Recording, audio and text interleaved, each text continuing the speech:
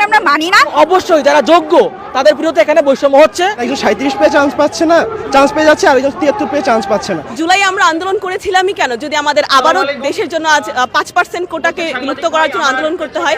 যারা প্রকৃত যোগ্য, যারা প্রকৃত মেধাবী মেডিকেলে চান্স পাওয়ার জন্য, তারা মেডিকেলে চান্স পেতে পারছে না শুধুমাত্র এই কোটার কারণে। আমাদের মেডিকেলে কোনো কোঠা প্রথারই দরকার নেই। এই নেক্কারজনক ঘটনা যে অযৌক্তিকভাবে এখন মেডিকেল ভর্তি পরীক্ষার রেজাল্ট আগের চেয়ে অযৌক্তিকভাবে প্রকাশিত করা হচ্ছে, সেটা আমরা কোনোভাবেই মেনে নিতে পারছি না। জুলাই আমরা আন্দোলন করেছিলামই কেন, যদি আমাদের আবারও দেশের জন্য আজ 5% কোটাকে বিলুপ্ত করার জন্য আন্দোলন করতে হয়। তাই অনতিবিলম্বে মেডিকেল ভর্তি পরীক্ষার রেজাল্ট পুনঃপ্রকাশ করতে হবে এবং কোটা প্রথা 5% থেকে 0%-এ নামিয়ে আনতে হবে, শিক্ষা ব্যবস্থার উন্নতির জন্য, চিকিৎসা ব্যবস্থার উন্নতির জন্য এবং দেশের সার্বিক উন্নতির জন্য।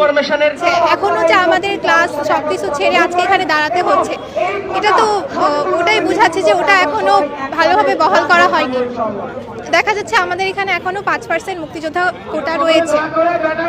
এখন এই কোটার কারণে দেখা যাচ্ছে যারা প্রকৃত যোগ্য, যারা প্রকৃত মেধাবী মেডিকেলে চান্স পাওয়ার জন্য, তারা মেডিকেলে চান্স পেতে পারছে না শুধুমাত্র এই কোটার কারণে। আবার যাদের এই কোটা রয়েছে তারা পাস মার্কও তুলতে যেমন পারে না, 37-40 পেয়েও মেডিকেলে চান্স পাচ্ছে।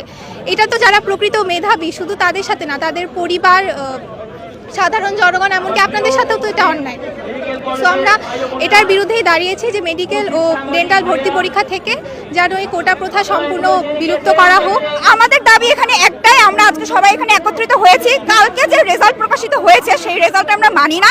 সেই রেজাল্ট থেকে এফএফ কোটা বাদ দিয়ে পুরো সবার রেজাল্ট, পুরো মেরিট আবার প্রকাশ করতে হবে এবং এটা আজকের মধ্যেই করতে হবে। এবং এটা যদি আমাদের দাবি না মানা হয় তাহলে আমরা এর থেকে আরো বেশি কঠোর থেকে কঠোরতর কর্মসূচি ঘোষণা করব। আমার একটা ফ্রেন্ড, সে 73 পাইছে, তাকে মানে সেকেন্ড টাইমার, তো সে তার কাটমার্ক করা মানে মার্কস বিয়োগ করার পরে আসছে 73, কিন্তু সেইখানে আরেকজনের তার আসে নাই, কিন্তু আরেকজন 37.5 বা সামথিং পেয়ে তার হলো গিয়ে মেডিকেল চলে আসছে। তো এটা কি বৈষম্য না? কাটমার্ক 71-এ শেষ, 73-তে শেষ, সেখানে দেখা যাচ্ছে 71 বা 70 এমন মার্কস পেয়েও ঢাকা মেডিকেল বা সলিমুল্লাহ মেডিকেলের মতো মেডিকেলে তারা চান্স পেয়েছে। তো অবশ্যই যারা যোগ্য তাদের বিরুদ্ধে এখানে বৈষম্য হচ্ছে। তো আমাদের এখানে দাবি যে অনতিবিলম্বে এই বৈষম্যটা যেভাবে চাকরি থেকে বাদ দেওয়া হয়েছে, ঠিক মেডিকেল ভর্তি পরীক্ষার ক্ষেত্রেও এটা বাদ দিয়ে রেজাল্টটা বা ফলাফলটা পুনঃপ্রকাশিত করা হোক। আগে যখন রেজাল্ট হতো তখন মুক্তিযোদ্ধার কোটার নাতির কারণে মার্কেট ডিফারেন্স, মানে সাধারণের সাথে মার্কেট ডিফারেন্স 1 বা 1.5 বা এরকম থাকতো,